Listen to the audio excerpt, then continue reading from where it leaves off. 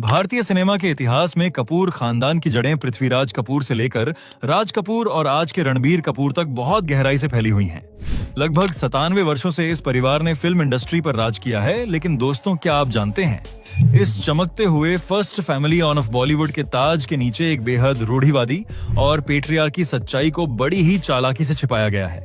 ये कहानी सिर्फ एक मशहूर अभिनेत्री की कहानी नहीं है, बल्कि ये एक ऐसी मासूम बच्ची की कहानी है जिसका बचपन बेरहमी से नोच लिया गया। एक ऐसी सुपरस्टार की कहानी है जिसे अपनी जवानी के चरम पर ही अपना पूरा करियर दफन करना पड़ा, और एक ऐसी मजबूर पत्नी की कहानी है जिसने दशकों तक एक शराबी और हिंसक पति का अत्याचार चुपचाप सहा। कपूर खानदान की चमकती हुई बहू बनने से बहुत पहले नीतू कपूर का जन्म 8 जुलाई 1958 को नई दिल्ली में एक मध्यम वर्गीय पंजाबी सिख परिवार में हुआ था। तब उनका नाम हरनीत कौर हुआ करता था। बचपन के वो दिन जब एक छोटी बच्ची को स्कूल जाना चाहिए, अपनी गुड़ियों से खेलना चाहिए, हरनीत के लिए वो दिन एक भयानक और कभी न खत्म होने वाले बुरे सपने में बदल गए। उनके पिता दर्शन सिंह के अचानक निधन ने उनकी जिंदगी की पूरी कहानी को हमेशा के लिए पलट कर रख दिया। पिता की मौत के बाद परिवार की पूरी आर्थिक जिम्मेदारी उनकी मां राजी सिंह के कंधों पर आ गई। लेकिन राजी सिंह कोई आम मां नहीं थी, बल्कि बॉलीवुड के गलियारों और पुरानी स्टारडस्ट जैसी पत्रिकाओं की माने तो राजी सिंह की पर्सनैलिटी बेहद सख्त और खौफनाक थी। और ऐसा भी कहा जाता है कि उनकी मां एक कोठे वाली थी। दरअसल नीतू कपूर की नानी को उनके सगे रिश्तेदारों ने कोठे पर बेच दिया था, और 14 साल की उम्र से ही नीतू की मां को इस धंधे में धकेल दिया गया। हालांकि राजी आगे बढ़ना चाहती थी, हीरोइन बनना चाहती थी। इसीलिए अपने सपने को पूरा करने के लिए राजी 22 साल की उम्र में कोठे से भागकर दिल्ली पहुंच गई। यहाँ वो एक मिल में काम करने लगी। मिल में ही उसकी मुलाकात दर्शन सिंह नाम के एक लड़के से हुई। दोनों ने शादी कर ली और शादी के 1 साल बाद उनके घर एक बेटी का जन्म हुआ।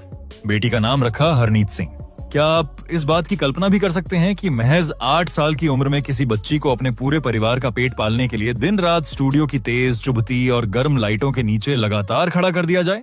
हरनीत कौर के साथ बिल्कुल यही हुआ था। उनकी मां ने उन्हें बेबी सोनिया का नाम दिया और 1966 में सूरज और 10 लाख जैसी फिल्मों में काम करने के लिए पूरी तरह से मजबूर कर दिया। फिल्म दो कलियां में जुड़वां बहनों की दोहरी भूमिका ने उन्हें देश भर में मशहूर तो कर दिया, लेकिन इस शोहरत की बहुत बड़ी कीमत चुकानी पड़ी, और वह कीमत थी उनका अपना मासूम बचपन। एक ऐसा बचपन जहां कोई नॉर्मल स्कूल लाइफ नहीं थी, कोई छुट्टियां नहीं थी, सिर्फ और सिर्फ डायरेक्टर का एक्शन और कट ही उनकी जिंदगी बन गया था। इससे भी ज्यादा रूह कंपा देने वाली बात वह है जो उस दौर के कुछ पत्रकारों और फिल्म इंडस्ट्री के अंदरूनी सूत्रों ने हमेशा दबे स्वर में कही, और जिन पर आज भी यकीन करना मुश्किल होता है। अफवाहों और कई डार्क रिपोर्ट्स के अनुसार राजे सिंह का अपना अतीत भी काफी विवादित रहा था, और जब नीतू महज 14 साल की एक कच्ची उम्र में थी, तब उनकी मां ने उनकी बेहद कामुक तस्वीरें फिल्म निर्माताओं को बांटी थीं। एक और भयानक दावा यह भी किया जाता है कि नीतू के शरीर को समय से पहले बड़ा और मैच्योर दिखाने के लिए उन्हें बहुत कम उम्र में ही भारी मात्रा में हार्मोन्स के इंजेक्शन दिए गए थे, ताकि वह बाल कलाकार की छवि से जल्दी बाहर निकलकर लीड हीरोइन बन सकें और परिवार के लिए ज्यादा से ज्यादा पैसे कमा सकें। एक छोटी बच्ची के लिए इतनी कम उम्र में पूरे घर चलाने की जिम्मेदारी उठाना और अपनी ही सगी मां द्वारा किए गए इस भयानक शोषण का मनोवैज्ञानिक असर इतना गहरा था कि नीतू ताउम्र एक ऐसी सहमी हुई लड़की बनकर रह गईं, जिसे जिंदगी भर हमेशा एक रक्षक या एक मजबूत सहारे की तलाश रही। 70 का दशक बॉलीवुड के लिए वह सुनहरा दौर था, जब पर्दे पर एंग्री यंग मैन का जादू लोगों के सिर चढ़कर बोल रहा था और नायिकाओं की छवि बहुत नाजुक और शर्मीली हुआ करती थी। इस दौर में बाल कलाकार से लीड एक्ट्रेस बनने का ट्रांजिशन बहुत कम लोगों के लिए सफल होता है, लेकिन नीतू ने यह नामुमकिन सा करिश्मा कर दिखाया। 1973 में आई फिल्म रिक्शावाला से उन्होंने लीड एक्ट्रेस के तौर पर अपना डेब्यू किया। हालांकि असली तहलका उसी साल नासिर हुसैन की ब्लॉकबस्टर फिल्म यादों की बारात ने मचाया, जिसने बॉक्स ऑफिस के सारे रिकॉर्ड तोड़ दिए थे। बर्मन के शानदार संगीत से सजे गाने लेकर हम दीवाना दिल में उनके बिंदास, बेबाक और चुलबुले अंदाज ने रातों रात उन्हें एक ओवरनाइट स्टार बना दिया और पूरे देश की धड़कन तेज कर दी। 70 के दशक में जहां हीरोइनें सिर्फ पेड़ के इर्द गिर्द नाचती हुई नजर आती थीं, नीतू ने एक मॉडर्न, खुशमिजाज और आजाद ख्यालों वाली लड़की की नई और ताजी इमेज गढ़ी। अमिताभ बच्चन से लेकर शशि कपूर और शत्रुघ्न सिन्हा जैसे उस दौर के हर बड़े सुपरस्टार के साथ उन्होंने स्क्रीन शेयर की और अपनी एक्टिंग का लोहा मनवाया। दीवार, कभी कभी, अमर अकबर एंथनी और काला पत्थर जैसी बेहतरीन फिल्मों ने उन्हें बॉक्स ऑफिस की सबसे बड़ी गारंटी बना दिया था। लेकिन इस चमकते हुए और दूर से सुहावने लगने वाले स्टारडम के पीछे एक हांफती, थक चुकी और रोती हुई लड़की छिपी थी, जिसे कोई नहीं देख पा रहा था। क्या आप जानते हैं कि उस वक्त नीतू का वर्क शेड्यूल कितना ज्यादा खौफनाक और थका देने वाला था? उन्होंने महज 7 साल के अपने लीड करियर में लगभग 70 फिल्मों में काम किया था, जो आज के समय में सोचना भी नामुमकिन है। एक दिन में 3-3 शिफ्ट्स करना, एक स्टूडियो से दूसरे स्टूडियो पागलों की तरह भागना, बार बार कपड़े बदलना और फिर से कैमरे के सामने आकर एक नकली मुस्कान बिखेरना उनकी रोजमर्रा की जिंदगी बन चुका था। उनके पास अपनी पर्सनल लाइफ के लिए, अपने खुद के लिए 1 सेकंड का भी समय नहीं था।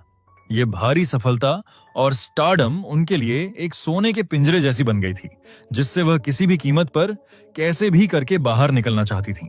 इसी खतरनाक भागदौड़ और गहरी मानसिक थकान के बीच उनकी जिंदगी में एक ऐसे शख्स की एंट्री होती है जिसने सब कुछ बदल दिया, और वो थे कपूर खानदान के चॉकलेट बॉय ऋषि कपूर। ऋषि और नीतू की पहली मुलाकात 1974 में फिल्म जहरीला इंसान के सेट पर हुई थी। तब नीतू की उम्र महज 16 साल थी और वह दुनियादारी से पूरी तरह अनजान थी। आपको जानकर शायद बहुत हैरानी होगी कि शुरुआत में नीतू को ऋषि कपूर बिल्कुल भी पसंद नहीं थे और दोनों के बीच कोई रोमांटिक एंगल नहीं था। ऋषि का बर्ताव सेट पर एक बुली जैसा था, जो हमेशा दूसरों को परेशान करने में मजा लेता था। वह नीतू के मेकअप रूम में जबरदस्ती घुस जाते, उनका सेट किया हुआ आईलाइनर खराब कर देते और उन्हें हर छोटी बड़ी बात पर बहुत चिढ़ाते थे। ऋषि कपूर उस समय बहुत बड़े स्टार थे। उनके पास दौलत और शोहरत की कोई कमी नहीं थी और उनका मिजाज भी काफी तुनक मिजाज था। दिलचस्प बात यह है कि बॉलीवुड की इस सबसे आइकॉनिक लव स्टोरी की शुरुआत प्यार से नहीं, बल्कि एक अजीब सी दोस्ती और विंग वुमन बनने से हुई थी। ऋषि कपूर उस समय यास्मीन और डिंपल कपाड़िया जैसी अपनी तत्कालीन गर्लफ्रेंड्स को लेकर काफी उलझे हुए रहते थे। नीतू उन्हें दूसरी लड़कियों को इम्प्रेस करने के लिए नई नई ट्रिक्स बताती थी और यहाँ तक कि उनके लव लेटर्स लिखने में भी उनकी पूरी मदद करती थी।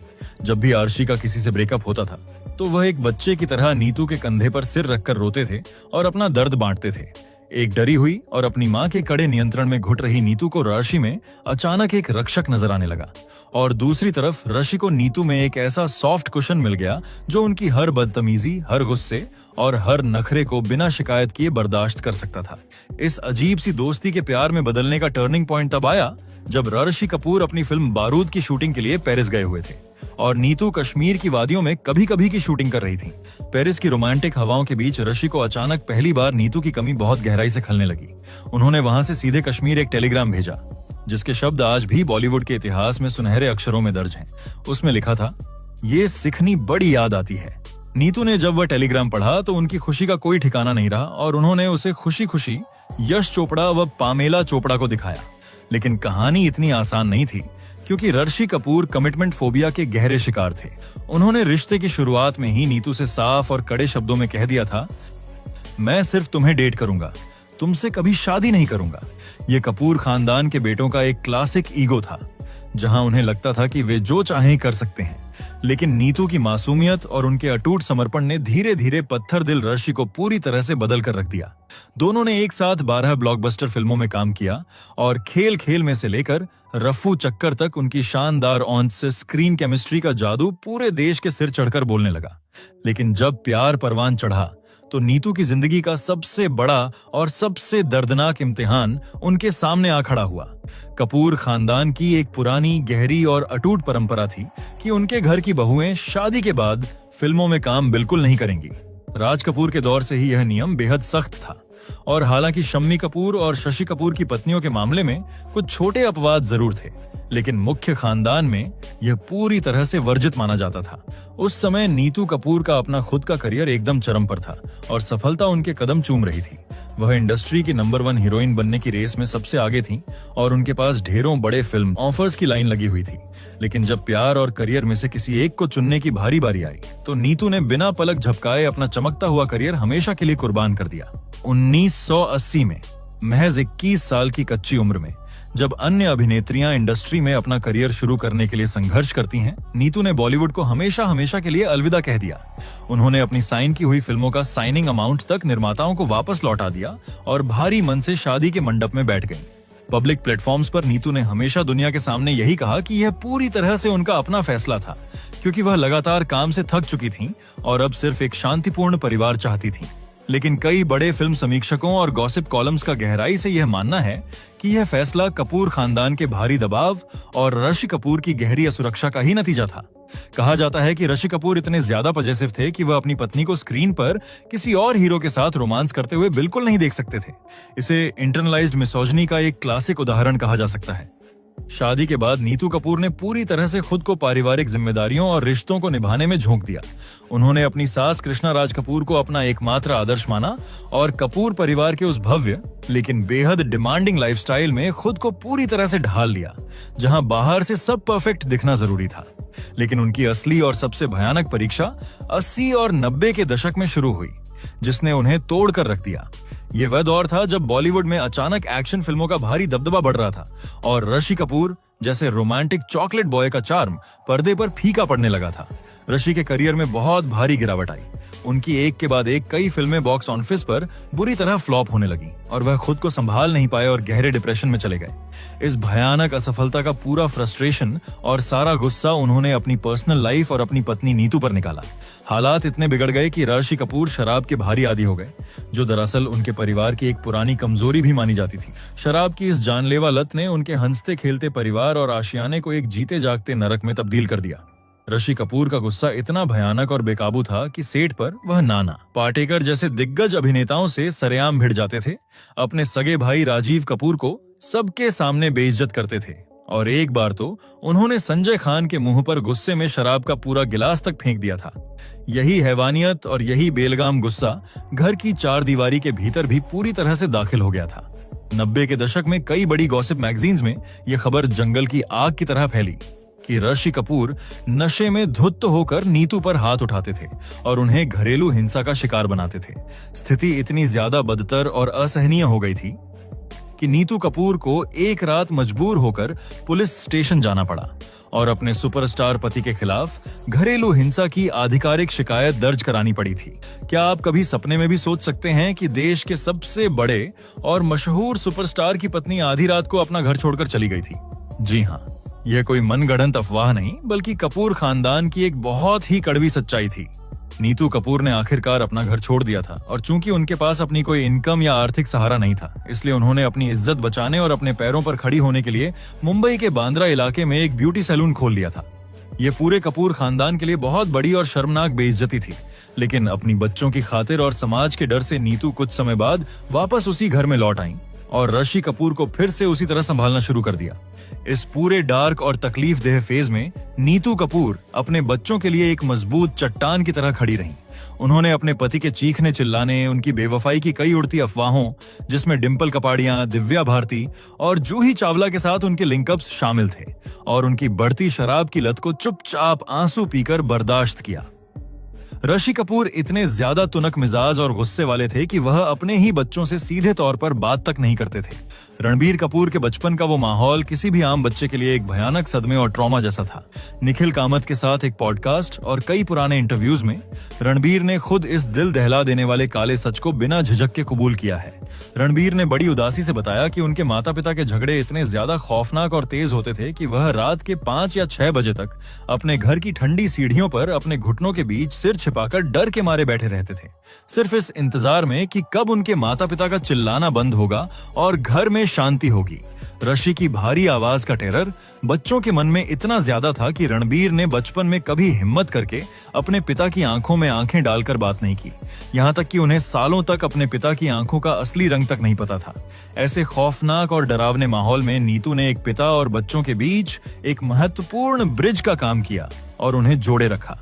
वह रणबीर और रिद्धिमा को दुनिया की वह सब कुछ खुशियां देना चाहती थीं, जो उन्हें अपने छिन्ने हुए और दर्दनाक बचपन में कभी भी नसीब नहीं हुआ था। नीतू ने धीरे धीरे रणबीर को अपनी गहरी भावनाओं का डस्टबिन और अपना जिंदगी का सबसे बड़ा सहारा बना लिया। यही सबसे बड़ा कारण है कि रणबीर अपनी मां के अत्यधिक करीब हैं और पिता से जिंदगी भर हमेशा एक अजीब सी दूरी महसूस करते रहे। कपूर खानदान की यह डार्क रियलिटी सिर्फ ऋषि और नीतू के बेडरूम तक ही सीमित नहीं थी, बल्कि घर के बाहर भी बहुत कुछ चल रहा था। इस राजसी परिवार के भीतर एक बहुत बड़ा और खामोश शीत युद्ध भी चल रहा था। जो बाहरी दर्शकों की नजरों से बहुत चालाकी से छिपा हुआ था। यह भयानक जंग थी कपूर खानदान की दो बहुओं यानी नीतू कपूर और बबीता कपूर के बीच। बबीता ने कपूर खानदान के उन सारे दमनकारी नियमों के खिलाफ खुली बगावत कर दी थी जिन्हें नीतू ने चुपचाप मान लिया था। बबीता हर हाल में अपनी बेटियों करिश्मा और करीना को सुपरस्टार बनाना चाहती थी और अपने इस मकसद के लिए उन्होंने अपने पति रणधीर कपूर का घर हमेशा के लिए छोड़ दिया था। दूसरी तरफ नीतू कपूर थीं जिन्होंने परिवार की खातिर सिर झुकाकर सारे कड़े नियम मान लिए थे और अपनी पहचान मिटा दी थी। दोनों के सोचने और जीने का तरीका एक दूसरे से बिल्कुल अलग था और इसी वजह से दशकों तक दोनों परिवारों के बीच कोई बातचीत तक नहीं हुई। यह दुश्मनी इतनी ज्यादा गहरी और कड़वी थी कि पारिवारिक शादियों तक का खुलकर बहिष्कार किया गया। जब करिश्मा कपूर की शादी हुई तो नीतू कपूर और उनके बच्चे इस शादी से पूरी तरह गायब रहे। वहीं रिद्धिमा की शादी में बबीता और उनकी बेटियों ने हिस्सा नहीं लिया।